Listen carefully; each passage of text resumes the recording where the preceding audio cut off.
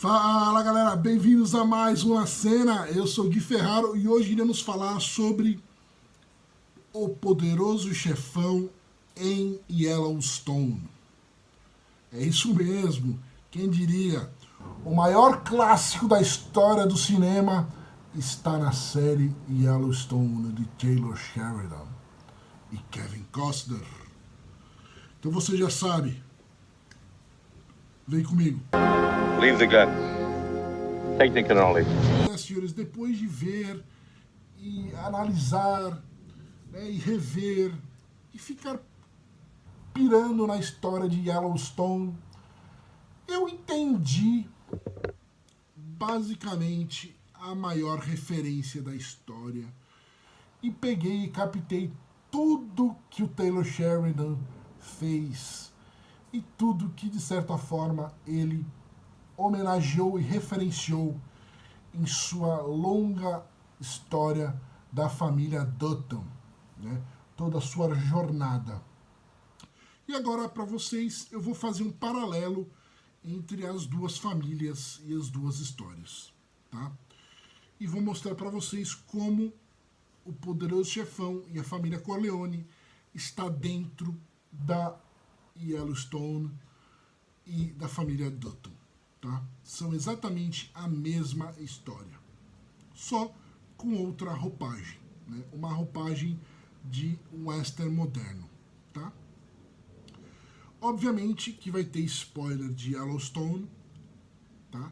Essa série grandiosa, e spoilers de Poderoso Chefão, né? Mas esse aí, obviamente, que você já assistiu. Se você não assistiu, você não deveria nem estar nesse canal. Então, você tem que não se importar com spoiler ou já ter assistido Yellowstone, no mínimo a primeira temporada. Vamos lá. Basicamente, a história do Poderoso Chefão é sobre uma família mafiosa, né, que é liderada pelo Don Corleone, né, que recebe uma proposta de evoluir o business dessa família, né? Evoluir os negócios dessa família, começando por traficar drogas, né? Só que o Don Corleone, ele não quer modernizar o negócio, né? Isso é um negócio do futuro, que é as drogas. Ele quer deixar... ele não quer que a família corra riscos traficando drogas. Então ele recusa uma proposta de drogas por um terceirizado que está parceiro de outra família de Nova York. E com isso a família começa a ser afetada diretamente e entra em guerra, né, com as outras famílias de Nova York, outras 5 famílias de Nova York. Em Yellowstone, nós temos a família Dutton, que ela é dona de um rancho, né, chamado Yellowstone, que é o maior rancho dos Estados Unidos. É um rancho gigantesco que tem uma área de natureza, de preservação gigante, e muita gente quer modernizar essa área, né? Eles querem as terras dos Duttons para fazer hotéis, parques e outras coisas, né? Eles querem modernizar o lugar. Então, assim, para os Corleones, o problema da modernização seria as drogas, e para os Duttons o problema é também a modernização com a compra e a venda do rancho, né? Pelo menos alguma parte do rancho, para prefeitura, grandes empresas e assim por diante, né? Ou até para os índios que temem ali um futuro do que vai ser dessa terra, né? E estão diretamente sempre lutando contra os Dutton. Além disso, os Dutton perderem as terras, seriam eles quebrarem uma promessa que foi feita há 100 anos atrás, no passado, e que dizia que essa terra iria voltar para os índios em 100 anos. Tá? E os Dutton, eles são pessoas que honram as suas promessas. E especialmente o John Dutton, que é o nosso Don Corleone, vivido por Kevin Costner. Então, assim, Don Corleone e John Dutton são homens de muita palavra e muito respeito. Tá? Então, assim, eles têm que honrar tudo isso. Ninguém se lembra, mas o filho do John Dutton, ele foi morto no primeiro episódio. Tá? Ele foi morto num confronto entre índios e pelos xerifes pela polícia agrária deles lá, a polícia que cuida dos gados e tal. O filho mais velho de John Dutton trabalhava para essa polícia. Ele foi junto com a polícia fazer um confronto contra os índios e ele foi morto justamente pelo primo da mulher do Casey, que é o filho mais novo do John Dutton. E assim, no Poderoso Chefão, o Sonny Corleone, que é o herdeiro da família, assim como esse irmão mais velho dos Dutton, ele seria o herdeiro, né, da continuidade da família Dutton, né, assim como o Sonny. O Sonny é morto numa trairagem, né, pelas outras famílias, uma trairagem em que o marido da Connie, ele... Hey, everybody, come on, pay attention. Come here. It's my friend Carlo Rizzi. Carlo Rizzi, que é o traidor da família Corleone, né? Faz um esquema lá todo para eles pegarem o Sonny sozinho e matam ele. Aqui, o irmão do Casey, né, o filho mais velho, é pego pelos índios nesse confronto bem no começo da série.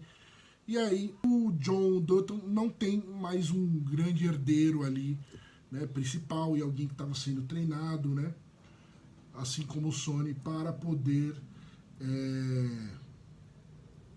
herdar a família, né, e poder continuar a linhagem deles. Esse legado, aos poucos, vai sendo passado para o Michael Corleone, né? Ele acaba tendo que aceitar esse legado, né? E em Yellowstone, esse personagem do Michael Corleone, ele é o Casey, né? O marido da Mônica, que é uma índia. O Casey, ele também é um ex-militar, assim como o Michael Corleone. E ele não queria trabalhar nos negócios da família, né? Ele queria viver uma vida dele, né? O pai projetava para ele que ele fosse advogado, né? O Sonny Corleone. E o Casey, ele tem algumas tretas com o pai, né? Porque ele não gosta de como a família funciona e tal. Então ele resolveu fugir e serviu o exército e ficou sumido durante muito tempo. E não queria viver, né, às custas da família rica, né, dona do rancho. Porém, ele é um exímio rancheiro, né, um exímio cowboy. Ele tem um contato com os animais muito bom, né, com os cavalos especialmente. E ele é um ótimo militar, né, por causa do treinamento dele, tudo que ele viveu na guerra. E o Michael Corleone, ele é um cara muito cerebral também, né? Então, assim, os dois, eles são o mesmo personagem em propostas um pouquinho diferentes, tá? E, indiretamente, o trono vai sendo indicado para eles, né? E como eles vão ter que assumir essas rédeas da família, tá? Especialmente quando surge um atentado contra o Don Corleone e existe um atentado contra o também John Dutton em algum momento na série. A gente tem também depois a personagem da Beth, que seria a única irmã da família, né? Que seria também a Connie do família Corleone. Tá? Ela não se mete muito nos negócios em a família Corleone, tá? Porém, a Beth, ela é, em Yellowstone, ela é uma mistura de Sonny com a Connie, né? Porque ela é ao lado da família, mas ao mesmo tempo ela é o lado explosivo da família, impetuoso, difícil, né? Assim como o Sonny era. Ela é uma pessoa que tem muita personalidade e é a única pessoa que consegue bater de frente com seu pai e fazer ele pensar e mudar algumas coisas, né? Fazer ele refletir algumas coisas. Então a gente tem essa moça que representa a Connie, que é a única mulher da família, né? A mãe Corleone, a mulher Corleone, né? A mulher Dutton, ela não existe, ela já faleceu na época que a Beth nasceu, ao mesmo tempo que a Mama Corleone ela não se envolve na história da família Corleone por causa que mulheres naquela época não se envolviam com os trabalhos e com as coisas dos homens naquela época do Don Corleone. Então, a gente tem a Beth, que faz também um pouco dessa coisa do Sonny, tá?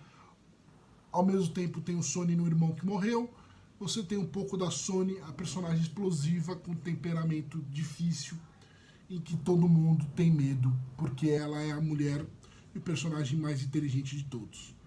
Além de não ter papas na língua. E de ser mulher, né, já impõe muito mais. A gente tem o Jamie, que é o personagem frágil da família, que seria o Fredo Corleone, né, que é aquele irmão abestalhado, abobado, né, que não consegue tomar conta da família, dos negócios da família, porque ele é frágil. Ele é burro, ele é bobo, ele é frágil, acho que é a melhor palavra para se dizer. E o Jamie, né, que é o filho do meio, né, ele tem esse problema também, né? Ninguém confia muito nele, ele é muito vaidoso, ele quer as coisas para ele, e ele é advogado, ele é um exímio advogado, um ótimo advogado, que é exatamente o que seria o Tom Reagan na família. Então, ele também é uma mistura de dois personagens, ele é o Fredo e ao mesmo tempo ele é o Tom Reagan, tá? Então ele tem também esse lado Tom Reagan, que é o bastardo da família, né, que é o adotado, né, que é um exímio advogado, que é aquele cara que faz toda a procuração das coisas e ajuda legalmente o Don Corleone e o John Dutton a poder fazer as coisas. Então, a gente tem o Jamie, Fredo, frágil, que nunca vai assumir a família, porque ninguém confia nele, né, nas escolhas dele. Ao mesmo tempo, ele é um cara confiável para ser o Tom Reagan da família. Porém, a gente tem o Rip. O Rip, ele é um jovem adolescente, é um jovem que apareceu adolescente na fazenda, como a gente vai ver mais pra frente, e ele foi adotado pelo John Dutton. Assim como Tom Reagan é adotado pelo Don Corleone quando era criança, lá em Nova York. Só que o Rip, ele é um capataz. Ele é quase que um assassino, digamos assim. Ele é o cara que vai tomar conta e cuidar da fazenda, né? Ele é o grande líder dos cowboys ali, dos fazendeiros do rancho, que cuida das vacas, dos bezerros, dos cavalos. Ele cuida dessa parte da estrutura da fazenda, da organização de todo esse trabalho dos rancheiros. E ao mesmo tempo ele é pau pra toda a obra, ele é o cara mais porradeiro e mais badass de todos, né? Ele tem um pouco daquele assassino frio, que quase não fala, que aparece nos filmes 1 e 2, que vira o braço direito e o cara meio que o mordomo do Michael Corleone, né? Aquele cara que no livro ele era um policial, né, e acaba saindo para trabalhar com a família Corleone. Tá? A gente tem também o Clemenza, e o Técio, que são aqueles dois tiozões que eram espécie dos capos, né, do Don Corleone, né, os tiozões que cuidam ali de gerenciar as famílias abaixo do Michael e do Don Corleone, né. Que aqui a gente pode dizer que seria o Lloyd, que é aquele cara que está no rancho há mais tempo, né? Que é o cara pau pra toda a obra, de confiança da família, né? Ele é o segundo ali em comando do rancho, né? Tudo que acontece e o Rip precisa fazer alguma coisa fora ali do rancho, ele é o responsável, ele que vai tomar conta, ele é o segundo, né? Ele é o cara que vai junto com o Rip para fazer as missões mais arduosas, mais complexas, né? Digamos que ele é o segundo matador ali. Então, existe toda essa trajetória e essas personagens sendo espelhados aqui do Yellowstone para o Poderoso Chefão, do Poderoso Chefão para o Yellowstone. E assim, os caminhos dos personagens, eles vão seguindo basicamente muito parecidos, né? Aos poucos, essas necessidades do Casey vão fazendo que ele sirva a sua família, né? Mesmo sendo contrariado da sua mulher, né? A sua mulher, a Mônica, ela é basicamente muito parecida, até por ser índia, né? E eles serem cowboys, né? E eles terem uma treta de ranchos e com a reserva ali. A Mônica, ela seria uma espécie da Kay, né? Que é aquela mulher que reluta em acreditar no marido, em que ele vai fazer as coisas certas e que ele não tá mentindo, né? Em que ele vai ficar com a família dela, né? Ela e os filhos, no caso, não a família Corleone. Então, assim, existe todo esse relance, tá? E o Casey, em alguns momentos, né, ele vai ter o mesmo dilema, né? Essa coisa de ter que escolher ficar ou não com a família, de aceitar ou não essa missão, né, de assumir o posto do pai, né, especialmente quando algumas coisas vão acontecer com o pai dele, né. O Jamie vai ser posto à prova, né, e vai trair a família, né, e vai ter momentos em que ele realmente vai fazer o rolê do Fredo, né, e aí algumas coisas vão ficar bem complexas, né. O Rip, ele vai se mostrar um cara muito mais útil e fiel do que ele precisa ser, né. A família vai ser contestada em vários momentos, né, por outros inimigos, né. Eles vão ter que dar os checkmates, né, assim como os Corleones fazem no final do primeiro filme. Então, assim, a linha dos personagens, né, a árvore genealógica são exatamente a mesma. Só que eles colocaram nesse universo do rancho Yellowstone, desse universo do cowboy, né, de cuidar de business, de uma fazenda gigantesca que gera milhões, né, e que estão sempre querendo comprar e ela tem que lidar, eles têm que lidar com esses investidores caindo de cima, com licitações do governo, né, com outros fazendeiros querendo comprar, com os índios querendo buscar mais espaço, né, com as coisas que vão acontecendo no rancho. E eles têm também um pacto, né? Como os grandes mafiosos têm, eles fazem uma marca, né? No corpo, quando eles se ligam, né? Quando eles são oficialmente ligados a Yellowstone. E eles não podem sair de lá mais, e eles têm, digamos aqui assim, um acordo de não contar as coisas que acontecem no rancho, né? Especialmente que usa a marca, né? O brand, né? Que é como o de cowboy, é o símbolo Y, né? Queimado, que nem boi, cavalo é marcado, né? Quente. E assim, você você é marcado, então agora você é um Yellowstone e você não pode dar para trás. Se você der para trás, é caixão, né?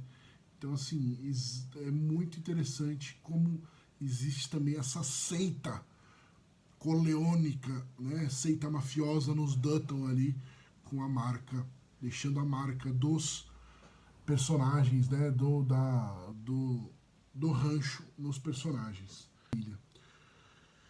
Obviamente que essa história do Yellowstone, ela é maior e de certa forma até melhor, porque ela é estendida, né? Os Corleones, eles têm uma temporada juntando os 3 filmes, né? Se você for pegar. O universo do Yellowstone, ele está sendo criado e ele tem já 5 temporadas feitas, está na 5ª temporada agora. E eles têm também as séries que contam o prequel. Em 1883, eles contam a história de como os Yellowstones chegaram no rancho, no terreno do rancho, né? E depois eu vou contar essa história. Em 1923, a série que vai estrear vai contar a história de um dos irmãos Dutton. Então, assim, o Taylor Sheridan, o criador de Yellowstone, ele criou um universo muito maior. Então você tem muito mais história. Mas a premissa e a base é muito Don Corleone, muito Poderoso Chefão. É isso, galera. Espero que vocês gostem. Eu gostaria de saber se vocês já tinham percebido essas referências e essas histórias parecidas, né? Eu acredito que mesmo sendo muito semelhante, o Yellowstone tem muita originalidade na sua proposta, né?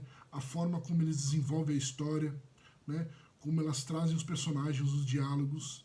Então não deixe de assistir e não deixe de se inscrever para ver mais vídeos interessantes assim. E comentem para mim tudo aí que vocês acham de Yellowstone e Poderoso Chefão. E um grande abraço para vocês e até logo.